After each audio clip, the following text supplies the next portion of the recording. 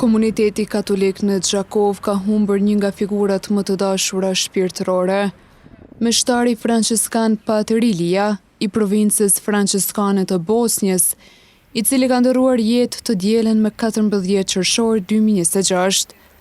Për jetën dhe veprën e tij, si dhe kontributin që dha për Kishën Katolike dhe popullin e Kosovës, ka folur gardiani i Kishës Katolike në Gjakov, Pater Aleksandr Tanushi. Krejt jetën e vetë ja ka kushtu këtij vendi, Kishës dhe popullit shqiptar.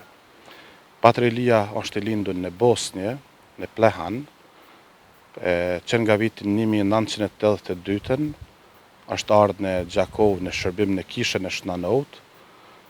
Veprimtaria e tij këto përveç asaj që ishte fetare, ishte gjithmonë edhe lidhur me atë kulturore.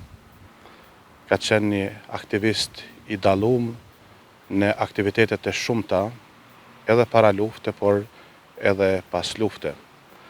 Ishte edhe famullitar i Gjakovës, guardian i konventit franciskan këtu në Gjakov, ka punu shumë me rini, mënyrë veçantë me nxënësit që kishte dëshirë që t'i aftëson si në muzikë apo edhe në aftësitë e tjera, pra gjithë aktiviteti i tij ka qenë i përkushtuar, mund të them, shërbimit për Kishën, po dhe për popullin.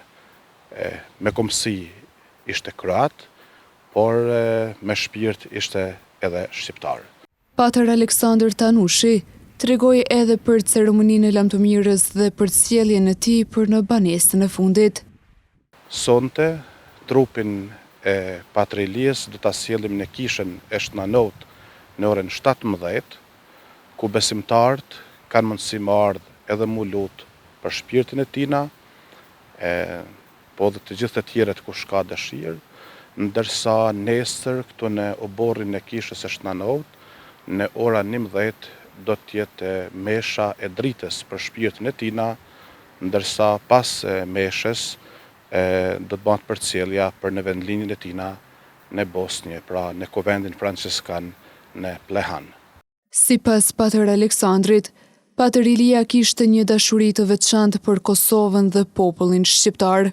Diçka që është shumë e veçantë në kohën e luftës së fundit në Kosovë, kur Pater Ambrozi kërkon prej tij që të kthehet në vendlindje, sepse nuk dijej si do të jetë jeta më tutje këtu, sepse Kisha dhe konventi franciskan u muren prej forcave serbe, edhe Pater Ambrozi kërkon prej tij që me gjetë mënyrën që ai mu kthy në vendlindje, qoftë në Bosnjë apo në Kroaci. Pater Ilia thotë, nëse Zoti don me vdek, unë kam me vdek këtu me këtë popull. Nuk e la popullin shqiptar, popullin tem, qoftë edhe jetën me dhënë. Por edhe është momenti tjetër para lufte ku pikërisht forcat serbe kanë maltretuar tu para kësaj kishe, natën e Shnanot. Pra me një fjalë ishte një person i mëshnuar me popullin tonë. Me ndarjen nga jeta të Pater Ilis, Kisha Katolike në Gjakov humbi një mështar të përkushtuar, ndërsa kujtimi për veprën dhe dashurinë e tij ndaj njerëzve do të mbetet i gjallë për shumë breza.